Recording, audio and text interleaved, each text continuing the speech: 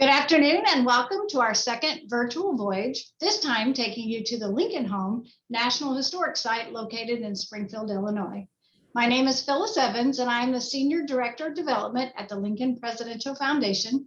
Our foundation has more than 2 decades of experience and a firm dedication to understanding and sharing Lincoln's legacy with the world. With your support, the Lincoln Presidential Foundation recognizes, creates, and funds ambitious people, places, and projects inspired by Lincoln's life and leadership and what he called the unfinished work of freedom and democracy. For more information about our foundation, please visit our website at lincolnpresidential.org.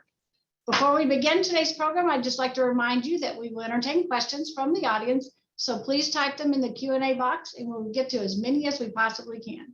And now please join me in welcoming our foundation and president, CEO Erin Carlson Mast. Thank you, Phyllis. Greetings, everyone, and thank you for joining us for our second virtual voyage, connecting you with people and places of history near and far. We're joined today by our friends Tim Townsend, Chief of Interpretation, and Jasmine Leung, Park Ranger for Lincoln Home National Historic Site in Springfield, Illinois. The Lincoln Home National Historic Site was authorized by President Richard Nixon on August 18, 1971, and formally established on October 9, 1972, to preserve and protect the Lincoln home and surrounding historic neighborhood. In total, the buildings included in the park make up 4.5 square blocks on over 12 acres. The Lincoln home itself was the first and only home Abraham Lincoln owned, and it still stands today, with much of the original structure, walls, and foundations remaining. The home is both an artifact and a powerful place of stories and memories that illuminate Abraham Lincoln and his family. Its growth and expansion over time mirror the growth of the Lincoln family from a young couple with a baby to a presidential family bound for the White House, as well as Lincoln's growth from a young lawyer of humble origins to the highest elected position in the United States. Still more stories spill out and fill the neighborhood, highlighting how Lincoln was influenced and continues to influence our experiment in democracy to this day. Jasmine, we're all yours. Thank you very much, Erin. So we will go ahead and get started. Okay, I'm gonna just share my screen. Okay, so today we're going to be using the Google Arts and Culture to view our virtual tour. And this is also available to the public. I'll drop it in the chat later on if you are interested in kind of looking at it yourself. But basically, it does this thing through Google that other historic sites around the country also use. It'll be using it as a tool to do our tour today. But overall, we would love to welcome you today to the virtual voyage at Lincoln Home National Historic Site. As Erin mentioned, we're going to be touring the first and only home that Abraham Lincoln ever owned. The Lincoln family bought this house for $1,500 and moved in 1844. Back then, this house was just a 1.5-story cottage, much smaller than this 2-story house that we see before us today. The Lincolns were able to expand and modify this house several times, expanding the bottom floor and adding a full 2nd story, among other changes, as his career flourished and his family grew. The house as we see it today has been restored to look as close as we can get it to how it looked like when Lincoln and the family lived here in 1860, the year before they left to the White House, and also the year that he was elected into the presidency. I would really like to emphasize that this is not only the place where Lincoln was a lawyer, a state politician, and an emerging national leader, but also this is the home of a father, a husband, and his family.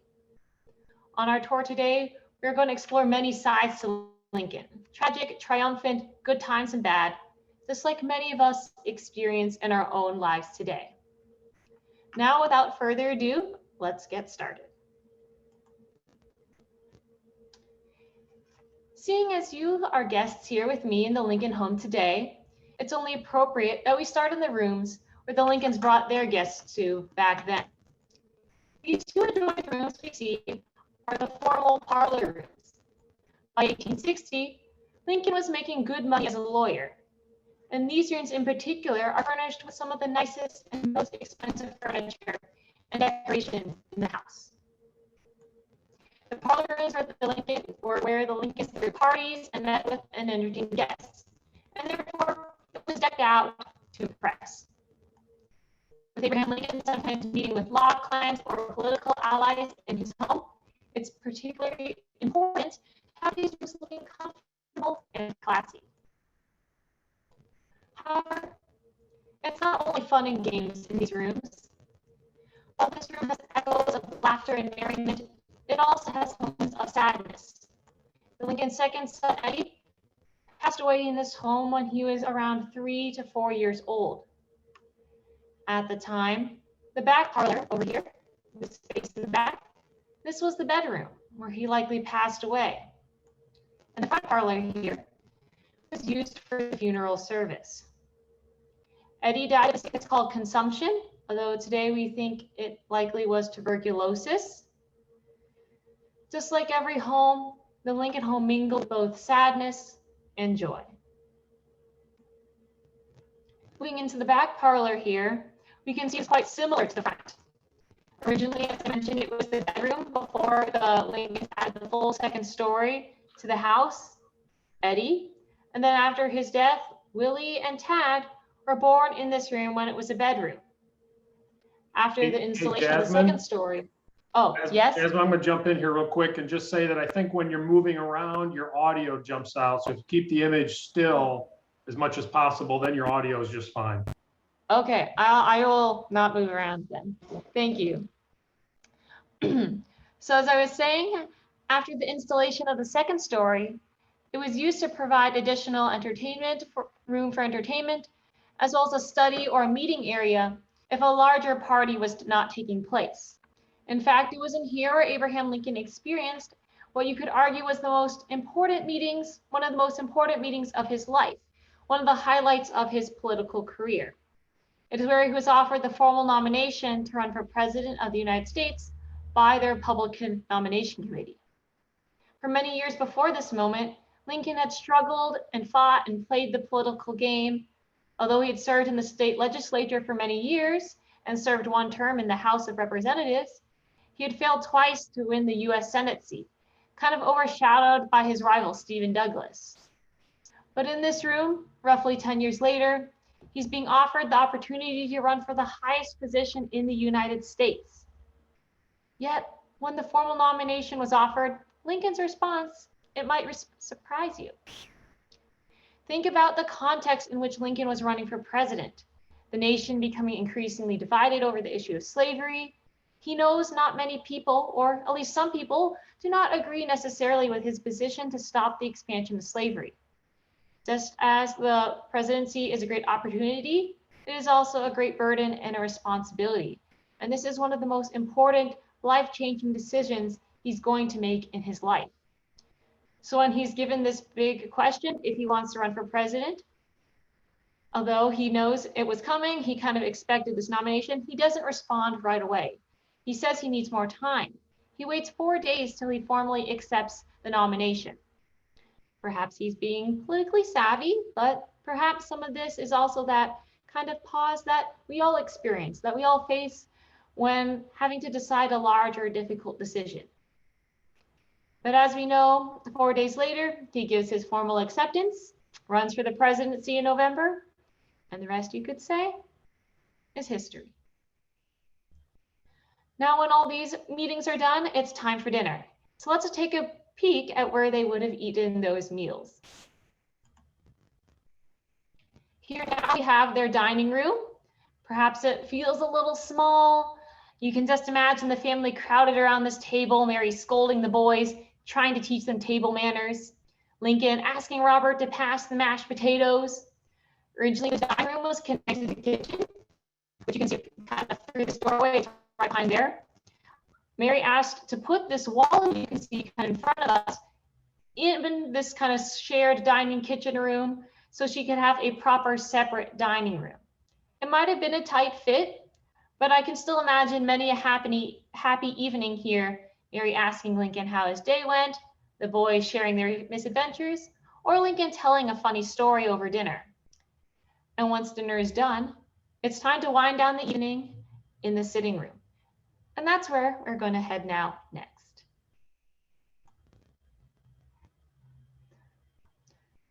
The sitting room here is kind of similar to a living room or family room space, more casual and more relaxed, where family and close family friends spend time together. Many of us like to watch TV, movies, or maybe surf the internet, play video games in our living spaces today, but of course back then they had no electricity, forget internet. Despite that, they still find ways, of course, to enjoy themselves. But you might find the boys wrestling with their father here on the carpet or playing with the family dog Fido. Perhaps you hear Abraham Lincoln's voice carrying through the room as he reads out loud to his family, all of them gathered around the fireplace here. Lincoln, he loved to read. For him, reading was the key to his education and his success. Growing up, he only had 1 year of formal education. So it was through hard work and books that he was able to cultivate his intellect and curiosity and eventually succeed in life. Some of his favorite authors were poet Robert Burns, as well as Shakespeare. It's not unlikely he may have read some of these authors' works while relaxing with his family here. Over here on the table, you can also see one of the coolest toys around, this kind of wooden box here. That's the boys' entertainment system of the day. They're equivalent to a TV, an Xbox, a Nintendo Switch. It's called a Stereoscope. I'm going to switch tabs so you can see a bit of a closer look. As we can see here, it's kind of a tall wooden box with these two lenses. You would put these special image cards in the box, look through these holes where their lenses would be, and the images would appear in fabulous 3D. It's kind of similar to a Viewmaster, if any of you had that growing up, or you could kind of call it like super low-tech virtual reality. And it costs, as much as maybe an Oculus Rift would today. Back then it was about $20, $25, which today would be like buying a new shiny flat screen TV. I'm sure the Lincoln boys were the envy of all the children in the neighborhood, though some maybe adults around might think Lincoln is kind of spoiling his kids a little bit. I think he just wanted to indulge his children in the lifestyle he never had when he was growing up in that log cabin. Like many parents, he just wanted the best for his children. Now, after a long day, the family's all ready to head upstairs. Now, let's head up there to see the bedrooms.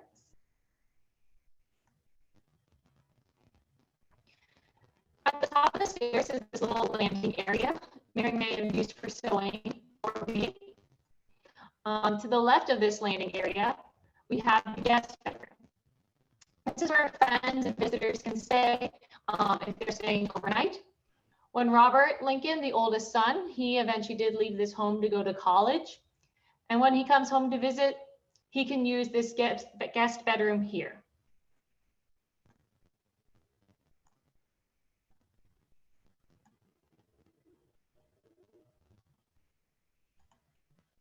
Across the hall from that is now Mr. Lincoln's bedroom, where he sleeps, gets dressed, gets ready for the day. But you also might find him working in this room up into the early hours of the morning. Jasmine, it seems like even moving your cursor causes your audio to break up. So maybe just pause a second and then start in with what you're going to say. Got you. Thank you. And Jasmine, if you could repeat what you shared about that room, that would be helpful. Thank you. Oh yeah, no problem. So this room here is Mr. Lincoln's bedroom, where he sleeps, gets dressed, gets ready for the day. But you also might find Lincoln working here in this room up until the early hours of the morning. As we know, Lincoln is a very hardworking man. Sometimes he would continue to work long after the sun has gone down. Here in the corner, we can see this small wooden desk with a pigeonhole cubbies. It's his original writing desk, or at least one of them. You can imagine him sitting here working late into the night, a candle flickering in the window. At this desk, he would have worked on many law cases, and it's possible may have even drafted parts of his famous House Divided speech here, where he famously said, "A house divided against itself cannot stand. I believe this government cannot endure, permanently half slave and half free. I do not expect the Union to be dissolved. I do not expect the house to fall. But I do expect it will cease to be divided. It'll become all one thing or all the other. So here, Lincoln might be having many sleepless or stressful nights, or even after he puts down his papers, he worries about what will become of the nation, what will happen to it when it comes to the national issue of slavery.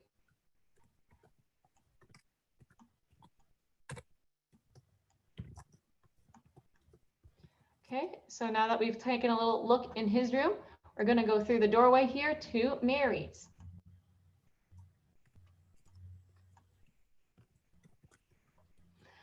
On those sleepless nights, maybe Abraham Lincoln is going to find comfort or a kind word with his wife. This is her room. Together, these two rooms make up a bedroom suite. For Mary, she's used to living in nice, luxurious spaces as she grows up quite wealthy in contrast to Lincoln's, more humble origins in that log cabin. Given Lincoln's rising prominence, it's not surprising that both Abraham and Mary want their house to reflect their rising social status in their later years in the home. The Lincoln couple were not only different in economic background, but educational background as well. Lincoln was mostly self-taught, only 1 year of formal education, but Mary, on the other hand, received roughly 12 years of schooling, which is especially unusual for a woman during that time period. Mary shares Lincoln's intellectual mind, his interest in politics, which is likely among some of the reasons how she attracted Lincoln's eye. And despite their differences, she always remained loyal and supportive of him, helping him with his political ambitions and remaining staunchly by his side, even when some of her own relatives sided with the Confederacy during the Civil War. Of marriage, she once said, "I would rather marry a poor man, a man of mind, with a hope and bright prospects ahead for position, fame, and power, than to marry all the houses of gold." Her choice of Abraham Lincoln would prove to be just that.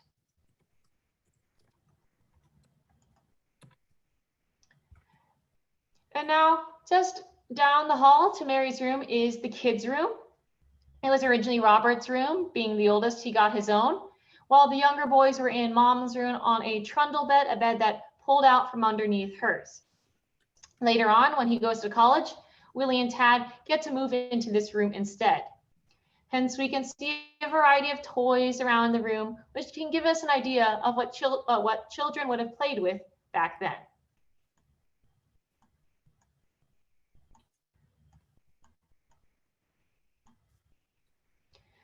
Willie and Tad were pretty mischievous boys. Like their father, enjoy a good laugh. While Lincoln is known for his storytelling ability, though, his younger children are known more for their pranks and capacity sometimes to get into a little bit of trouble. Lincoln, however, was not very strict or disciplinary, once saying, quote, "It is my pleasure that my children are free and happy and unrestrained by parental tyranny."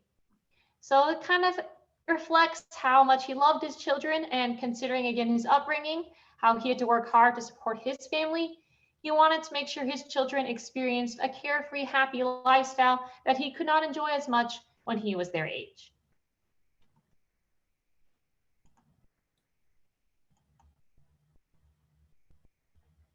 And very briefly, this room here is who we call the hired help or the hired girls room. They did employ a young woman to help out with chores in the home, and she does get her own room if she chooses to live here. Most of the time, this person did have family or her own home in town she can stay with instead, but other times she's a young immigrant, usually Irish or Portuguese. If she doesn't have a local support system, I'm sure she would welcome the free room and board on top of her wages. Her wages, we estimate, and this is just an estimation, is about $1.50 per week, which you can consider like kind of standard minimum wage for the time period. It's an opportunity for her to gain some skills, learn how to run a household, and of course, also make some money to support herself and her family.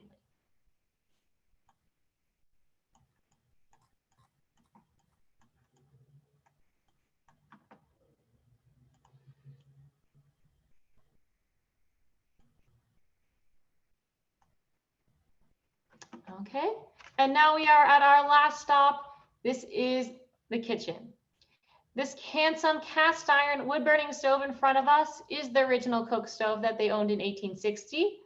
I'm sure Mary and the help put it to good use, preparing meals for a variety of parties and get-togethers leading up to the election. For many of us, food in a family meal can bring up good memories.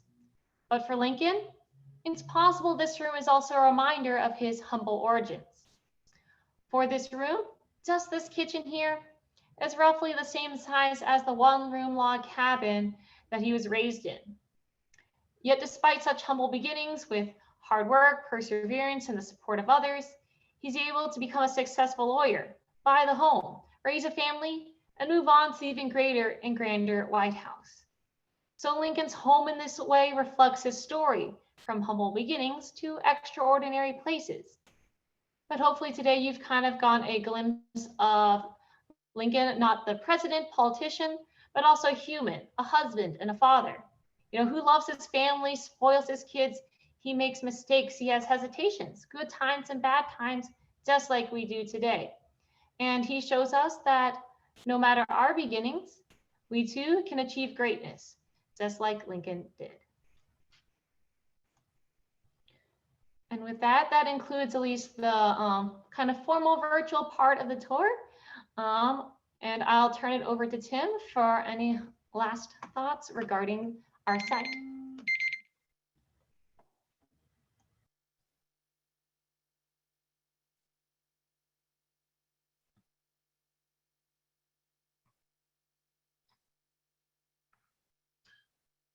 Thanks, Jasmine. I'll just jump in with a little bit of almost post-Lincoln history of the site to get us up to where we are today. So when the Lincolns left for Washington, they rented the house out, we think anticipating a return after the presidency. They also sold a lot of the furniture, stored some of it with the neighbor across the street, and then took off for Washington.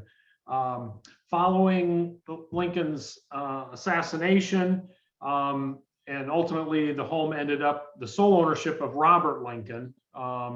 He bought out his brother Tad's share and his mother's share of the house. And before they passed away, of course, Willie died in the White House, and their second son Eddie died while they were still in Springfield. So Robert ended up with sole ownership of the home. Kind of seems like it was a I don't know, he didn't really want to mess with this rental property any longer, but it also seemed like he couldn't quite bring himself to part with it either. It had a caretaker for it here in Springfield, and in correspondence, he wrote to that person that he was afraid he'd own that house till it ruined him. And ultimately, then one of the last renters was named Osborne Oldroyd, and he was a Civil War veteran and one of the earliest Lincoln collectors. And he set up a museum on the first floor, and he charged admission, lived up on the second floor, and ultimately then he corresponded, talked to Robert, and the two agreed that Robert would donate the home to the state of Illinois, and that was in 1887, 5 years after his mother had passed away. Donated the home to the state of Illinois, on the condition that the home be well maintained and free of access or free of charge. So the Park Service considers that to this day a deed restriction. And so that's why we don't charge a user fee for a tour of the home. And so that's when, in 1887, is when the home became a state historic site. And that's when it became started its history as a publicly owned historic site, one of the earliest in the nation, really. And so Osborne Oldroyd went from a renter who charged admission and had a collection, a museum exhibit on the first floor, became the first state caretaker of the Lincoln home. And then about 1893, he found himself out of a job. The political parties changed in the governor's mansion in Illinois.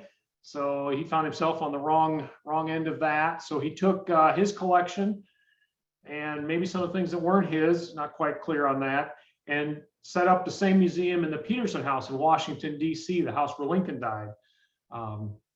So Oldroyd is kind of a, people have varying opinions on Osborne Oldroyd, but he certainly helped preserve a lot of the collection that we have. And that Oldroyd collection ended up back in possession of the National Park Service when the Park Service took over Ford's Theater and things like that in the early 1920s, I believe. So the Lincoln home as a state historic site continued to be visited. And then in the 1950s, the state decided that the home needed a restoration. And up until that time, a state caretaker lived upstairs. Tours were done on the first floor. But then in the state of Illinois restoration in the mid-1950s, the second floor was also restored. But the neighborhood around the Lincoln home just continued to evolve. As you might guess, some souvenir shops were open, a couple museums here and there. And then it was in the late 1960s, starting in the mid-1960s, when the area was considered that perhaps the National Park Service could help preserve the area around the Lincoln home. So that's when the National Park Service came in and did some studies of the area, what was there. The idea was to kind of restore the Lincoln neighborhood, which was really a difficult thing to accomplish by that time. But the Park Service concluded that it was some effort could be done around here in a 4-block area, as Aaron mentioned.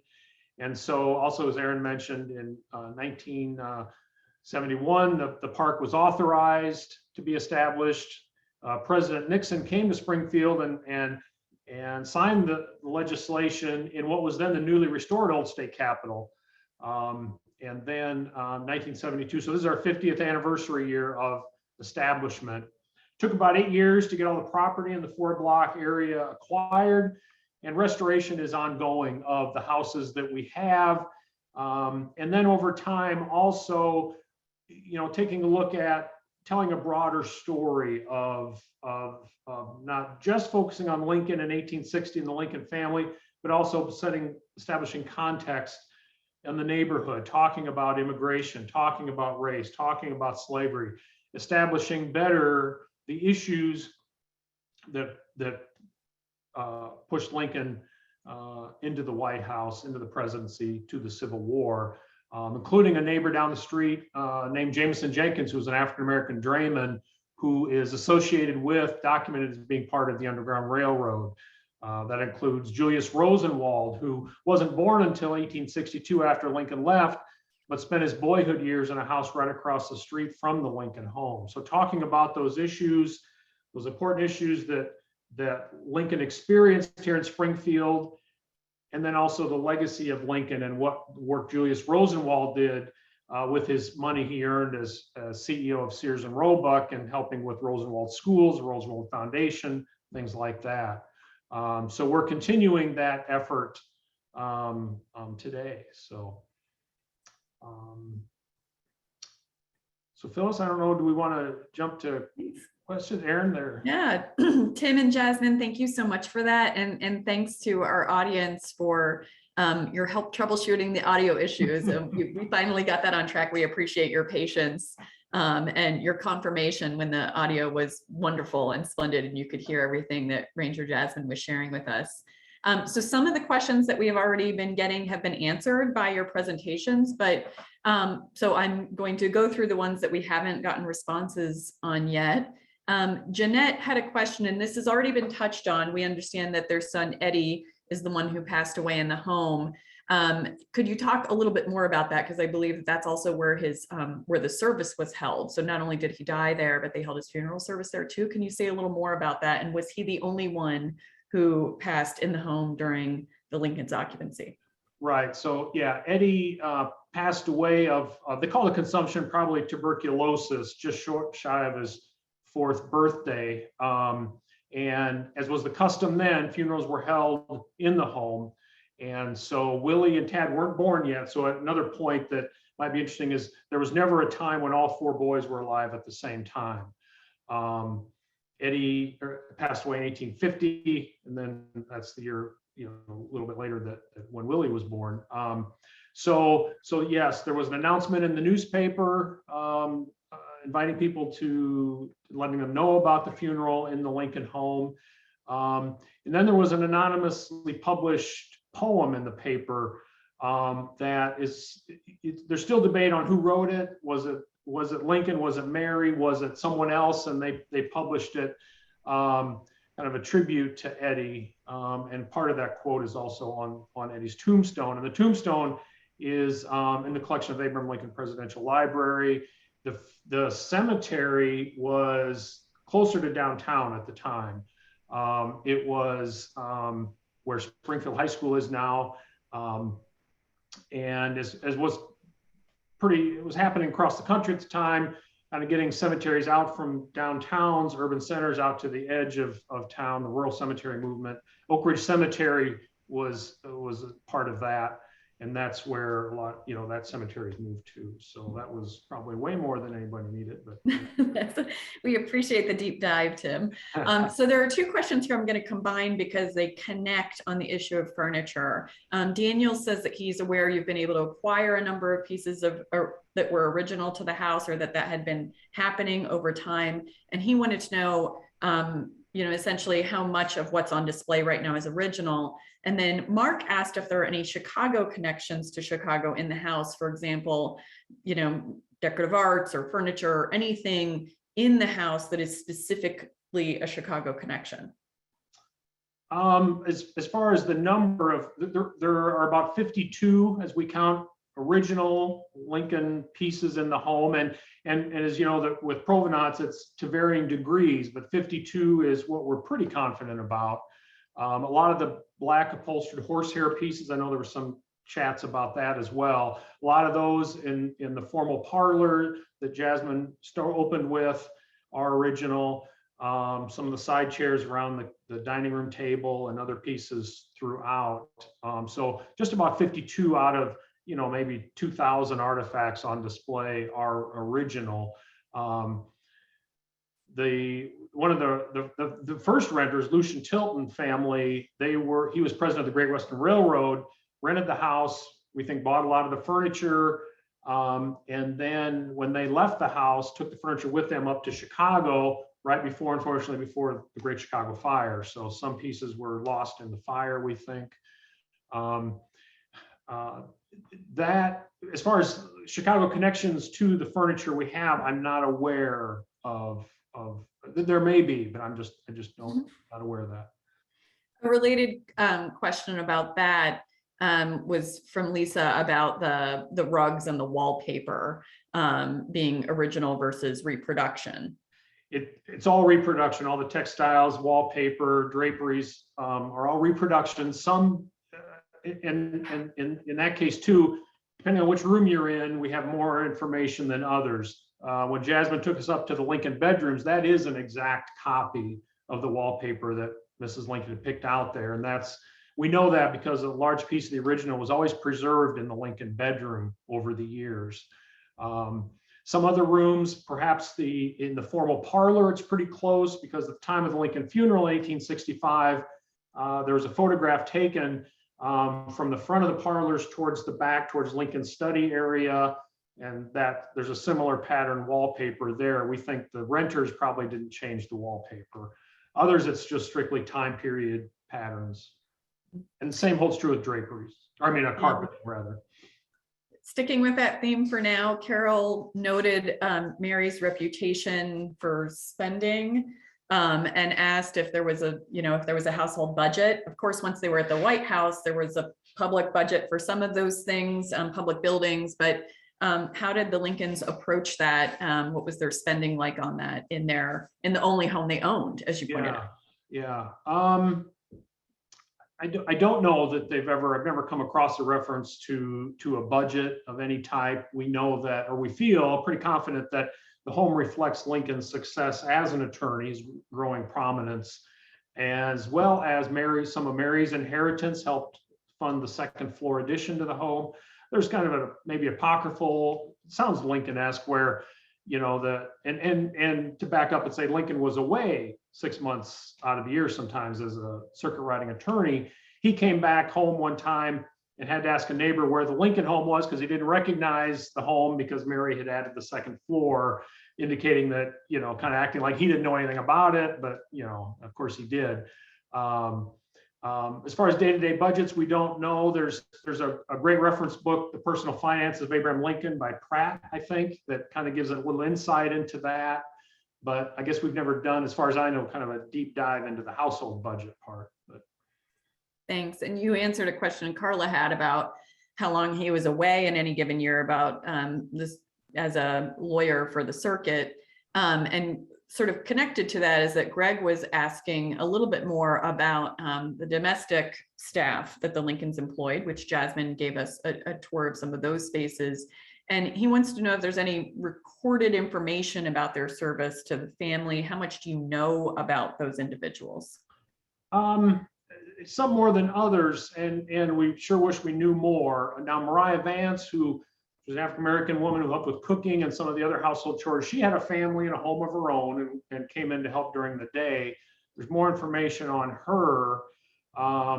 You know, the other girls that came and went over the years, we might have reminiscences or a mention of that, and maybe even in their obituaries when they're elderly, that they helped with as servants in the Lincoln home. And it's been a point of not only from us, but other researchers trying to do a little deeper dive into that. But we sure don't, unfortunately, have as much insight as we would like.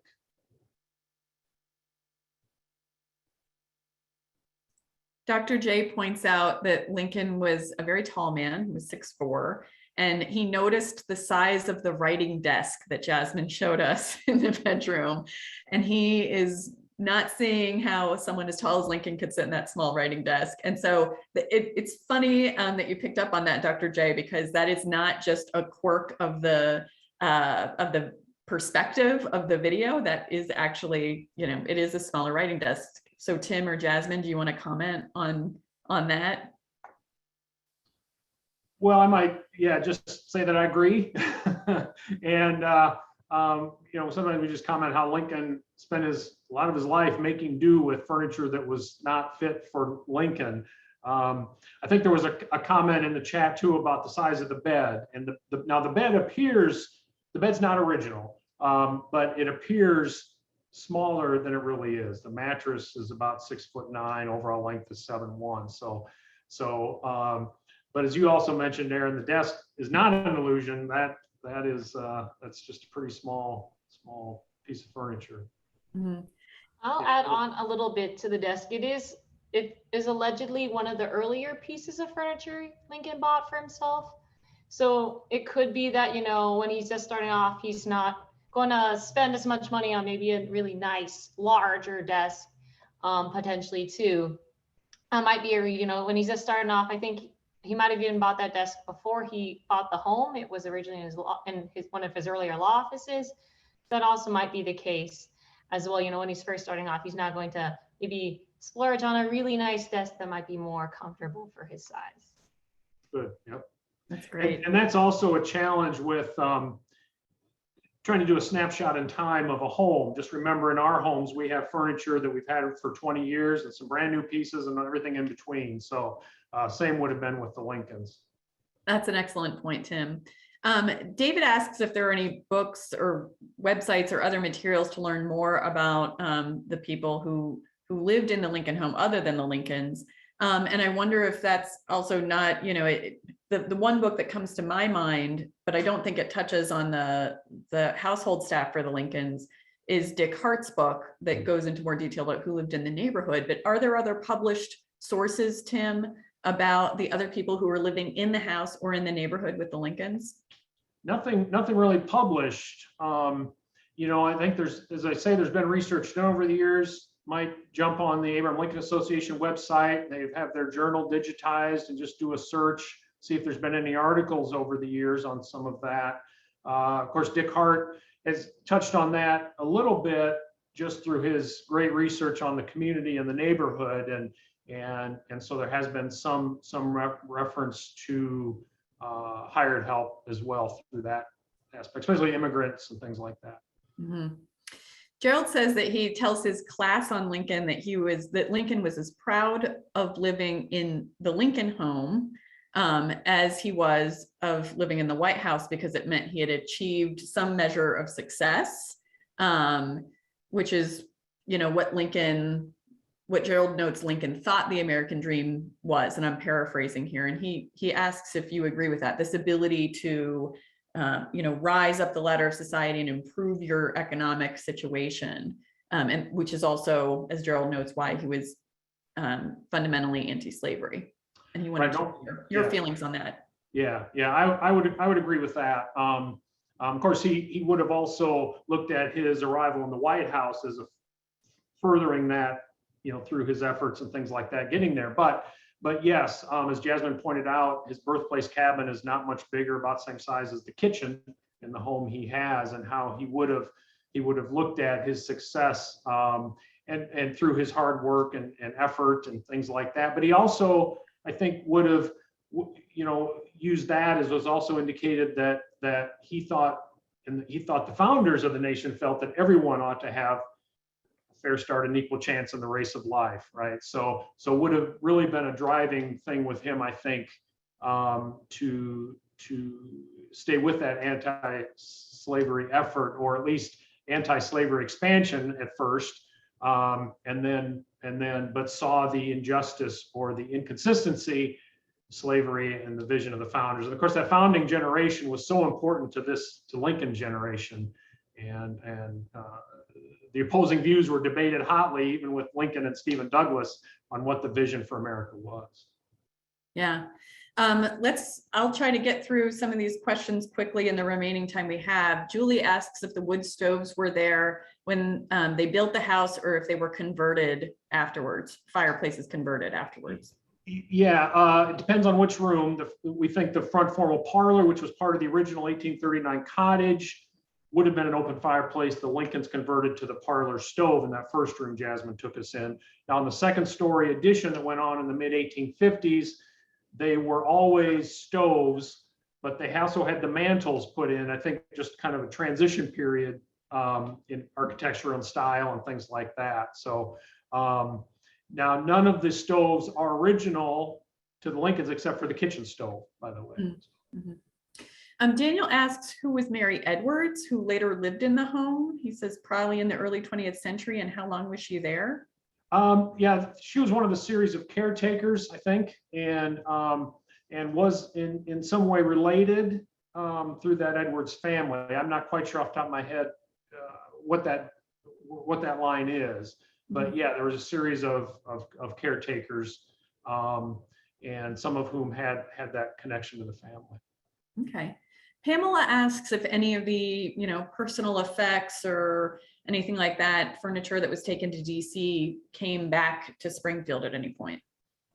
Yes. I mentioned the state of Illinois did a restoration of the home in the 1950s. At that time, Illinois Governor Stratton reached out to the National Park Service asking for the kitchen stove that Oldroyd took with him to Washington. And they worked out a deal between the Park Service and the state of Illinois to get the stove back. And then also, I don't think I mentioned, but the National Park Service undertook a major restoration of the home in 1987-88. And also at that point, looked at that Oldroyd collection to see what else ought to come back from DC to the Springfield home. Mm-hmm. Mm-hmm. There's a guest who said that they haven't been inside the home in many, many years, and everything seems a lot brighter than it was before, bolder colors maybe. So can you comment on that? How much of the maybe interpretive space is different or new? Well, it depends if they hadn't been in before 1980, if they had been, the last time was before 1988 restoration, then yes, some of the patterns have changed. For example, the Lincoln bedroom wallpaper I mentioned was always a large piece of the original. It had preservative put on it that darkened it over time. Well, the reproduction was made matching the darker original. And the Park Service discovered that it was a very bright blue white wallpaper. So that's one indication. And just different interpretations, more sophisticated, we hope, and more correct interpretations of bright patterns and colors over time. Mm-hmm. And maybe better lighting from the last time they visited too. LED is a wonderful thing for lighting. Excellent, good. Well, let's see if we can maybe squeeze in one more question here. There's a question about whether there are any photographs of the house in its earlier iterations, for example, when the second story was added. No, the earliest, I should say, photos we have are from 1860 during the Lincoln campaign. They were taken in May with Lincoln in the front yard, and then also the kind of the famous rally photograph with all of those people in front of the home. Then, of course, many more photos taken at the time of the funeral, but nothing earlier than 1860. You did share, and sorry, Phyllis, one last question here. You mentioned that Robert did own the home for a while, but did Mary and Tad ever go back to the house after Abraham Lincoln's death? As far as we know, they never did. Mary ended up back in the home of her sister, Elizabeth Edwards, where she passed away in 1882. Of course, that was the home the Lincolns were married in. But as far as we know, she never came back into the house, and Tad hadn't either. Robert, at some point in time, I don't remember what year, did come back and walk through the house and reminisce, and people were taking notes as far as, you know, his reminiscences of the use of the space. Thank you so much, Tim, and thank you, Jasmine. It was an absolute pleasure to spend this time with you today. Phyllis, back to you. All right. Yes. Thank you, Tim, Jasmine, and the National Park Service for partnering with us on this afternoon program. And we are so grateful for your help and participation in providing this for our members. We hope that our members joining us today will consider a trip to Springfield soon to visit the National Historic Site, like Lincoln's home, when they're planning their next travel adventure. Next, stay tuned to our website for announcements regarding some upcoming in-person events this summer and fall, including the return of our 4-Score Speaker Series webinars in September. Also, watch for the launch of a new digital resources and lesson plans, which we are developing with scholars and teachers from across the country. The project is supported thanks to a grant from Iron Mountain as part of their Journey to Equal Rights initiative. To register for future webinars or to find out more about our foundation, please visit our website at lincolnpresidential.org. Thank you all for joining us this afternoon and for your ongoing generous support. Until next time, have a great afternoon, everyone. Thank you.